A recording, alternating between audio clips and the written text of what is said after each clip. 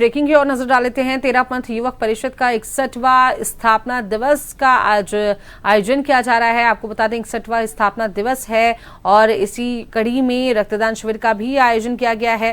मुख्यमंत्री भजनलाल शर्मा इस शिविर में शिरकत करने पहुंचे हैं। लोटा साहब से कि वो भी अपने 2 मिनट के संक्षिप्त वक्तव्य से हमारे को सबको बताएंगे। 2 मिनट ज़्यादा हो जाएगा, 1 मिनट बहुत है। आपका बहुत बहुत स्वागत। आपके आने से हमारे पूरे परिसर की एक रौनक बढ़ गई है। हमारे जो देने वाले जो ब्लड है उनको भी बहुत ज़्यादा जोश आ गया है। जो नहीं देने वाले हैं वो भी अपना बोलते हैं नहीं हम देंगे, हमारा वेट देख लीजिए, हमको कोई बीपी नहीं है, कोई कुछ नहीं है और वेट भी हमारा बराबर है, वो भी हम देने को तैयार हो गए। तो आपके आने से बहुत ऊर्जा का संचार होता है। तो हम आपको बहुत बहुत धन्यवाद देते हैं कि आप यहाँ पर बता रहे हैं हमारे प्रांगण में। और यहाँ से हमारा 2011 से हमारा शुरू हुआ था 1000 कैंप से, तो सब जगह ये फैल गया कि 1000 एक जगह हो सकता है, तो हम लोग क्यों नहीं बड़ा कर सकते।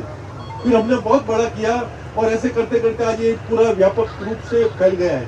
पूरे हिंदुस्तान के अंदर में आज मोदी जी का भी जन्मदिन है और हम उनके उपलक्ष्य में भी ये भी सब चीज कार्यक्रम कर रहे हैं और हम आपका बहुत बहुत सम्मान कर रहे हैं और बहुत बहुत धन्यवाद आपको यहाँ पर डालने के लिए। अब मेरा निवेदन रहेगा, जिसको आप सब सुनने के लिए तैयार हैं, मेरा निवेदन रहेगा हमारे माननीय मुख्यमंत्री जनसेवक और जयपुर के राजस्थान के लाडले हमारे भजनलाल जी शर्मा मुख्यमंत्री जी, उनसे निवेदन रहेगा। बोलिए भारत माता की। कुछ ब्लड दे क्या करें, इसलिए आवाज कम निकल रही क्या? तो कोई फर्क थोड़ी पड़ता है। बोलिए भारत माता की। आज के इस ब्लड डोनेशन के कार्यक्रम में मंच पर विराजमान हमारी जयपुर की लोकप्रिय सांसद मंजू शर्मा जी,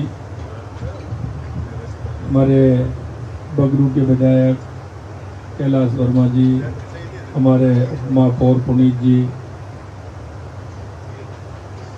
इस कार्यक्रम को जो हमेशा आयोजित करते हैं और जो प्रेरणा जिन्होंने दी है, और आज भी मैं देख रहा हूं कि युवाओं से ज़्यादा उत्साह दलपत जी के अंदर है। तो ये जोश बना रहना चाहिए। इसी तरह से दीवान जी हैं, आरिफ भाई हैं, हमारी ज्योति जी हैं और आप सभी मेरे युवा भाई और बहनों। देखिए, पहले एक मन में भ्रम रहता था कि ब्लड देने से कोई परेशानी होगी, लेकिन मैं आज मेरे से कह रहे थे तो लगभग 38-40 बार मैंने भी ब्लड लगातार हर साल में 1 बार 2 बार लगातार मैं देता हूँ। मैं आपसे यही कहना चाहता हूँ कि ब्लड जब हम देते हैं तो किसी ना किसी की हम जिंदगी बचाते हैं। जिसको आवश्यकता होती है उसको वो ब्लड जाता है।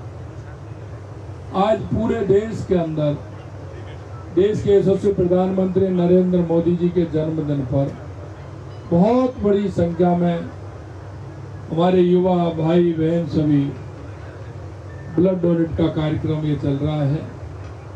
मैं सबसे पहले तो देश के यशस्वी प्रधानमंत्री नरेंद्र मोदी जी के जन्मदिन की आप सभी को बहुत बहुत शुभकामनाएं, बहुत बहुत बधाई देता हूं। क्योंकि आपने देखा है कि माननीय प्रधानमंत्री जी जब से प्रधानमंत्री बने 11 साल से उन्होंने इस देश के अंदर बहुत बड़ा परिवर्तन किया है। मैं आपसे पूछना चाहता हूं, इन 11 सालों में परिवर्तन हुआ है कि नहीं हुआ है देश के अंदर? आप बताइए, हुआ है कि नहीं हुआ?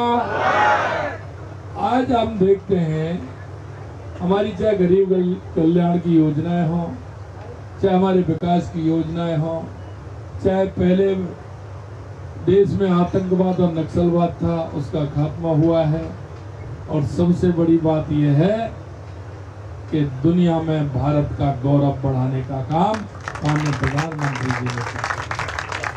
इसमें युवा ज्यादा है, इसलिए मैं कहना चाहता हूँ 1893 में स्वामी विवेकानंद जी ने कहा था कि 21वीं सदी भारत की होगी।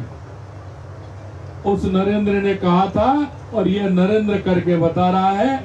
ये आपके सामने दिख रहा है आपको कि दुनिया में भारत का बढ़ता हुआ परचम किस तरह से है।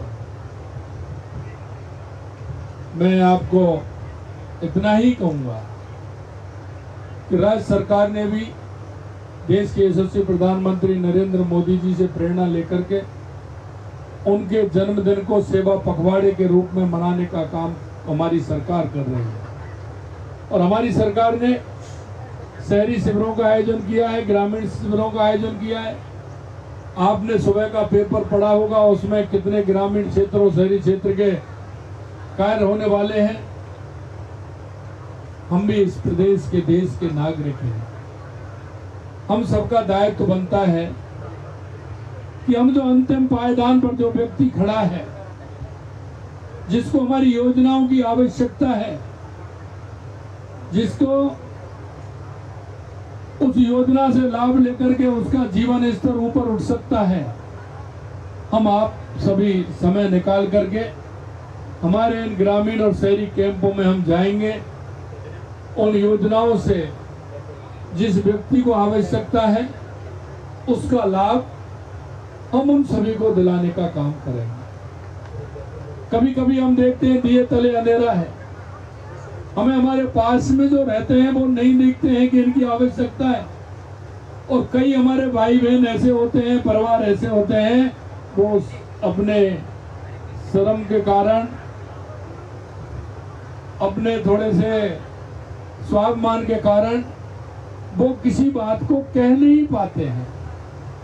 मैं आपसे कहना चाहता हूं, ऐसे हमारे परिवार में भी कई हैं। हमारे परिवारों में काम करने वाली ऐसी माता बहनें भी होती हैं। हमारा ड्राइवर भी होता है, हमारा चौकीदार भी होता है। अगर जब वो हमारे यहाँ सर्विस कर रहा है तो हमको भी ये सोचना चाहिए कि उसका परिवार भी आगे बढ़े, उसके बच्चे भी पढ़ें, उसका परिवार का खर्चा ठीक प्रकार से चले। तो क्यों ना हम हमारी केंद्र और राज्य सरकार की योजनाओं का लाभ हम उन तक पहुंचाएं। हम थोड़ा सा अगर सोचेंगे तो उसके जीवन में हम परिवर्तन ला सकते हैं। और परिवर्तन वो ऐसा होगा कि जीवन भर वो व्यक्ति आपको याद रखेगा। कोई भी मेरा नौजवान पढ़ा लिखा बेरोजगार युवा है, उसको हम रास्ता दिखाने का काम करें। उसको हमारे विश्वकर्मा योजना के माध्यम से, स्किल डेवलपमेंट के माध्यम से उसको अपने पैरों पर कैसे खड़ा कर सकते हैं, इसलिए उसको भी हमें देखना है। हमें कहना है कि आपको स्वयं अपने पैरों पर खड़ा होना है। और एक मैं कहना चाहता हूं, प्रधानमंत्री जी कहते हैं वोकल फॉर लोकल, आप इसका भी ध्यान रखें। हम कभी भी हमारे तीज त्योहार हमारे इतने आते हैं, उन सब में हमारा स्वदेशी अपनाएं, स्वदेशी खरीद